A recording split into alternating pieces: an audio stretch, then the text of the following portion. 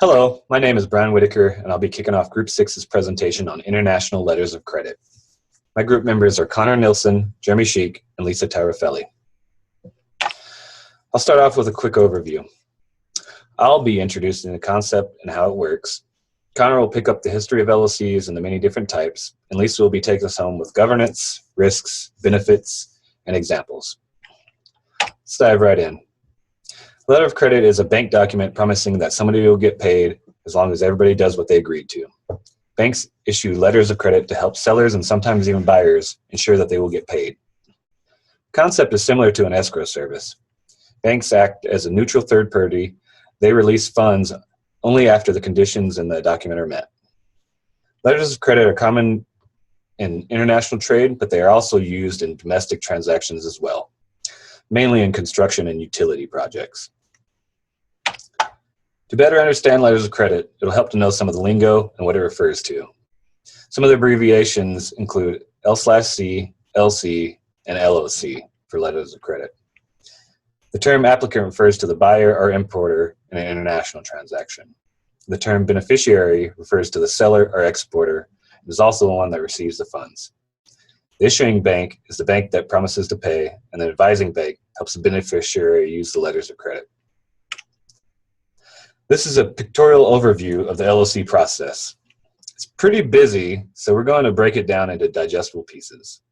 Look for the parts highlighted in green, which will indicate the pieces getting completed in each step.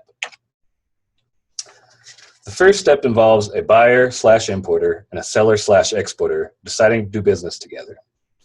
They agree on a price and quantity, and they specify how and when the goods will be shipped to the buyer. As part of the purchase agreement, we'll assume that the seller wants the buyer to use an international letter of credit.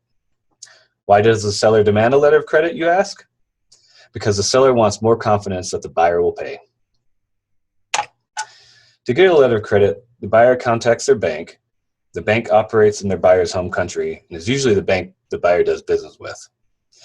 Buyer provides information that is needed for the bank to issue the LC, including details like how much is the payment, what is the name and address of the seller, when, how, and where it will be shipped, and numerous other details. If this information is deemed acceptable, the buyer's bank issues the LLC. After issuing the LLC, the bank sends it to the seller's bank. This is typically a bank in the seller's country, and usually a bank the seller uses also. There may be several banks in between act as intermediaries, but I've left them out for simplicity. Seller's bank will review the LLC and forward it to the seller. At this point, the seller should receive the LLC to ensure that it matches what they agreed to and that they are capable of meeting these requirements. They should also decide if they are comfortable trusting the issuing bank and any other banks involved. If everything is acceptable, the seller can move to the next step, produce and ship the goods. To get paid with a letter of credit, the seller will need to meet the requirements specified in the LLC. This generally means shipping the goods by a certain date, possibly having the goods inspected before shipment, using a shipping method specified in the LLC, shipping to and from ports specified in the LLC, gathering documents specified in the LLC such as shipping documents, and submitting documents to the bank at certain times. This is where sellers really enjoy the benefits of the letter of credit. The seller knows that they will get paid as long as they meet the requirements in the LLC.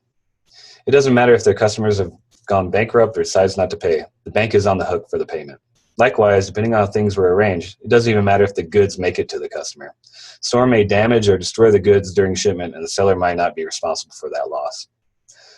The main challenge for the seller, though, is meeting the requirements of the LLC. Banks only care about the details written on the LLC and the documents you submit to satisfy the LLC. If anything is off, the seller won't get paid. Now we go to the last step, where the documents and goods are sent to the buyer and seller gets paid.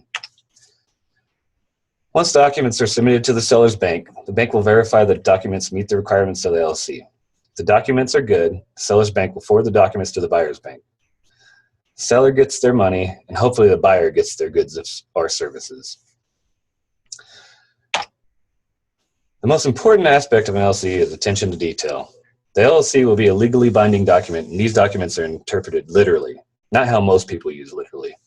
The LLC is separate from the sales agreement, and it's based on documents, not actions. So you can't assume that everything will work out if there's an error, even an error in punctuation. If the document isn't perfect, the bank will either not pay the seller or have everyone go back and redo the LLC, which is costly for everyone involved.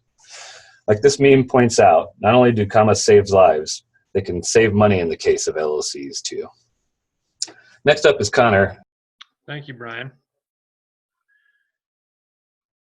Letters of credit can be traced at least as far back as the 12th century. Originally, they were two-party arrangements whereby a powerful or wealthy individual issued a letter promising payment in order to induce a merchant to deliver goods or advance money to that individual's servant or agent. They were similarly used between merchants themselves, with the reliability factor supplied by the closeness of the merchant network. The present form of a letter of credit is significantly different. So what has changed? Given the expanded commercial arena and the larger magnitude of commercial transactions, the reputation of an individual principal is not sufficient to induce another to perform a service or deliver a product. Accordingly, the merchant will seek the credit of an independent party, usually a bank, whose larger or more secure resources require the need to inquire into the creditworthiness of a remote or unknown buyer. The modern letter of credit has thus introduced a new third party to the transaction. However, its central purpose remains the same, providing a mechanism under which the credit of one party is made available to another, thereby assuring payment and facilitating the underlying transaction. What are the different types of letters of credit? Commercial letters of credit, sometimes referred to as import-export letters of credit, are prominent in completing international trades. Revocable letters of credit create leverage for the issuer. It is contractually legal for one party to either amend or cancel the exchange at any time, normally without the consent of the beneficiary. These types of letters are not seen very frequently, since most beneficiaries do not agree to them. Irrevocable LOCs are more common than revocable letters of credit. These stipulate that no amendments or cancellations can occur without the consent of all parties involved. Irrevocable LCs can either be confirmed or unconfirmed, which we'll explain what that means in a second. Standby letters of credit work slightly different from most other types. If a transaction fails and one party is not compensated as it should have been, the standby letter is payable when the beneficiary can prove that it did not receive what was promised. This is used more as insurance and less as a means of facilitating an exchange. Confirmed letters require that another financial institution guarantees the payment, which is usually the case when the beneficiary does not trust the other party's bank. And now I'll turn the time over to Lisa.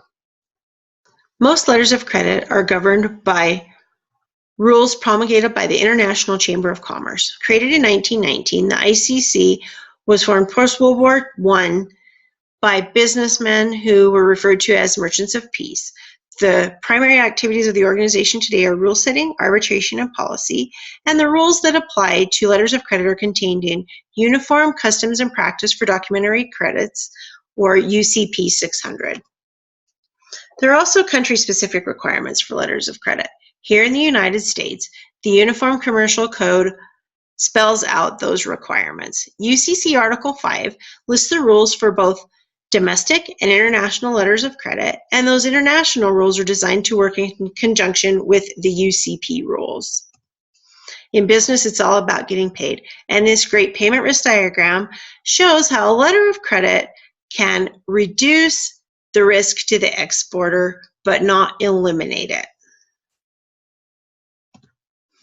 So, in an LC transaction, the seller benefits from having the security of payment and the ability to rely on the strength of the issuing bank.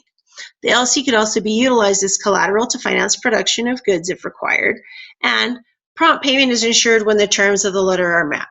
But here's the downside. We know that the terms contained in an LC can be complex. There's also other issues that can affect seller contractual non-performance, and there's also a risk of bank failure. On the buyer side, the buyer enjoys the benefit of the increased ability to do business. They can avoid or reduce prepayment for goods prior to shipment and know that there are specific triggers for payment under the terms of the LC. Well, on the downside, what if the goods don't arrive? There's also the possibility of the issuing bank to fail, and the LC has an adverse impact on the line of credit for that buyer, and it can affect the ability to do business domestically. So as we've seen throughout this presentation, letters of credit are a labor-intensive process, and we know that time means money. So this is a relatively expensive method to finance an international transaction. There are high transaction costs, so there's not only fixed fees associated with various documents along the way, but the letter of credit itself is normally based on a percentage of the face value. There are general risks associated with the use of letter of credits. We learned a lot about political risk last week, so we need to think about the LC transaction in terms of those risks. There are also fraud risks. Since banks deal only in documents in this case, we know that documents can be counterfeited. Thus, all parties in the transaction would be exposed to fraud risk. There are a couple of recent examples about how political risk impacts the use of LCs internationally. In Yemen, the Western international banks no longer feel comfortable processing payments, and they're not willing to continue to take the risk to have LCs for cargo that's being shipped to this country that's being plagued by civil war. Unfortunately, those credit lines were being utilized to ship food to that nation, and they're now in a situation where they could face famine. In Egypt, there's been a lot of restructuring of international trade rules, especially the import rules, and most recently, the government decided that the rules would require a 100% cash deposit on LCs. So, as a quick review, the LC process is time intensive. So at the outset, the exporter needs to weigh the value to be received from the transaction along with the associated risk against the cost in terms of time and money.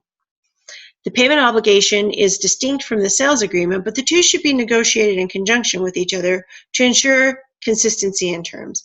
And it should just be determined if compliance is possible. In conclusion, we know that there are a lot of political and economic conditions along with differing cultures and business practices that increase risk in conducting business internationally.